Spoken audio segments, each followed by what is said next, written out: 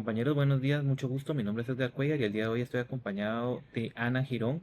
Vamos a platicarles un poco acerca de los índices de desarrollo en Guatemala en el año 2025. Cuando nosotros escuchamos la palabra desarrollo, nuestra mente suele asociarlo directamente con conceptos puramente económicos. Pensamos directamente en lo que es el Producto Interno Bruto, en universidades gigantes, en edificios grandes que llenen nuestro país, en hospitales donde haya una buena calidad, donde haya una buena atención, en las carreteras que recorren nuestro país, que estén en buen estado. ¿Qué pasaría si a esto le agregamos, si a la palabra desarrollo le agregamos como apellido la palabra humano? La cosa va a cambiar bastante. El desarrollo humano no lo vamos a medir en la riqueza de su territorio, sino en la riqueza de vida de todos nosotros como personas que habitan este país. El Programa de las Naciones Unidas para el Desarrollo nos ha recordado históricamente que el desarrollo humano consiste en expandir las libertades y las capacidades de los individuos. Tenemos que responder tres preguntas fundamentales sobre la sociedad. ¿Qué tan saludable es la población? ¿Qué nivel de acceso a la educación poseemos? ¿Y cuál es su estándar real de calidad de vida? Para nuestra generación, la que hoy se encuentra entre 20 y 35 años de edad, entender esto no es solo una tarea o una investigación, es una necesidad realmente importante y que es urgente. Recordemos que nosotros somos quienes estamos heredando, transformando y en la mayoría de casos experimentando el impacto negativo de estos indicadores. Por eso hoy quiero que analicemos de forma real dónde se encontraban los índices de desarrollo humano en Guatemala en el año 2025. Para comprender nuestra realidad actual debemos mirar los datos fríos.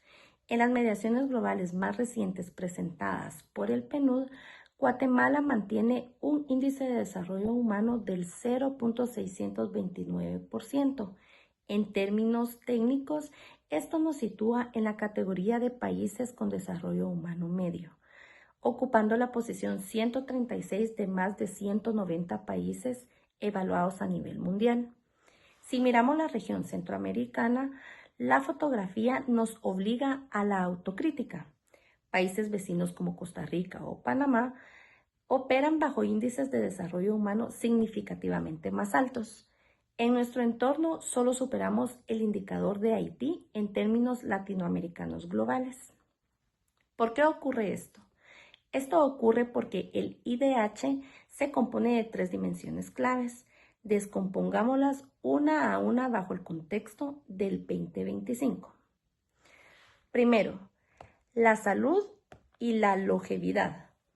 Traducida en la esperanza de vida al nacer, que el país ronda los 69 años, aunque esta cifra ha crecido si la comparamos con el siglo pasado, la calidad de esa salud sigue sumamente comprometida por problemas estructurales crónicos como la desnutrición infantil y la debilidad del sistema hospitalario nacional.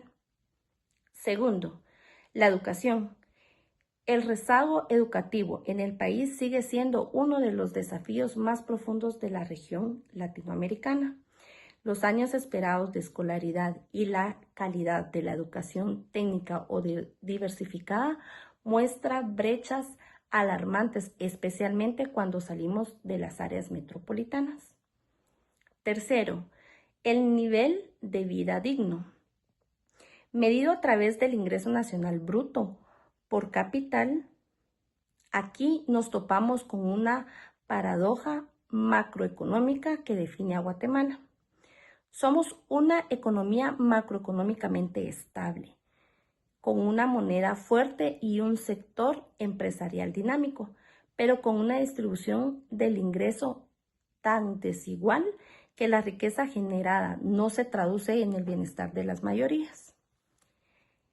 Este estancamiento no es una casualidad, es el reflejo de deficiencias institucionales e históricas que han segmentado al país. Ahora bien, un promedio nacional de 0.629 es realmente engañoso.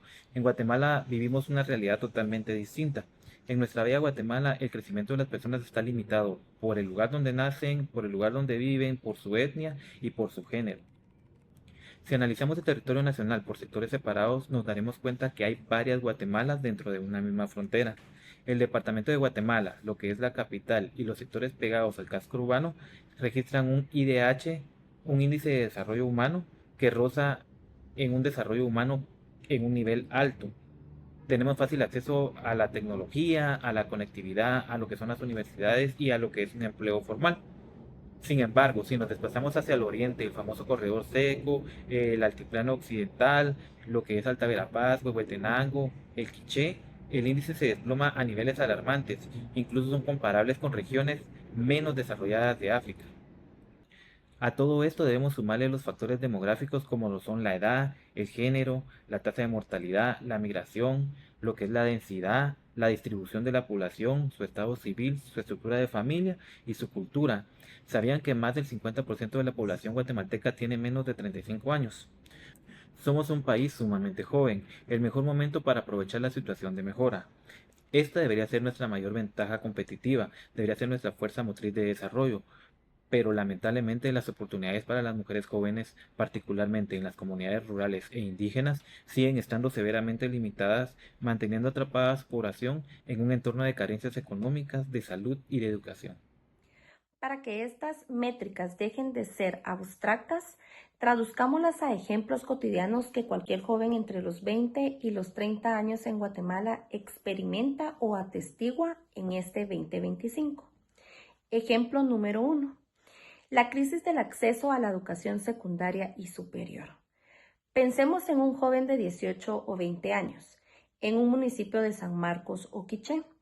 En Guatemala, la tasa neta de cobertura en el nivel diversificado, como por ejemplo un bachillerato o las carreras técnicas, apenas superan el 26%. Esto significa que de cada 10 jóvenes que deberían estar preparándose para la universidad o para el empleo técnico calificado, casi 8 quedan excluidos del sistema. Sin esa base, el acceso a la educación superior se vuelve un privilegio y no un derecho, limitando drásticamente su capacidad de generar ingresos dignos a futuro. Ejemplo número 2. La paradoja del empleo y la informabilidad laboral. Analicemos el entorno de los jóvenes profesionales en la ciudad de Guatemala. En este 2025, el mercado laboral informal sigue absorbiendo a más del 70% de la fuerza del trabajo del país. Muchos jóvenes con títulos de diversificado o incluso con estudios universitarios incompletos se ven obligados o a la necesidad de aceptar plazas en la informabilidad, sin seguridad social, sin prestaciones de ley y con salarios que no cubren la canasta básica vital. El subempleo es hoy el principal freno para el desarrollo humano de nuestra clase media emergente. Ejemplo número 3. La migración como la única válvula de escape. Este es quizá el ejemplo más doloroso y palpable. Cuando un país no ofrece salud, no ofrece educación ni salarios dignos, el capital humano huye. La migración masiva hacia los Estados Unidos ya no está compuesta únicamente por agricultores rurales en busca de subsistencia. Hoy vemos a técnicos bachilleres y universitarios del área urbana empacando sus vidas para el ecosistema nacional. No recompensa el mérito ni el esfuerzo. Las remesas sostienen el consumo del país, pero a costa de vaciar a Guatemala de su talento más joven y productivo. Como conclusión, compañeros y público en general, el desarrollo humano de Guatemala en el año 2025 nos muestra un reflejo un tanto incómodo. Demuestra que el país tiene la capacidad para soportar y superar golpes económicos. Tenemos un país que genera bastante fuerte, pero también con una deuda social histórica que no podemos seguir ignorando.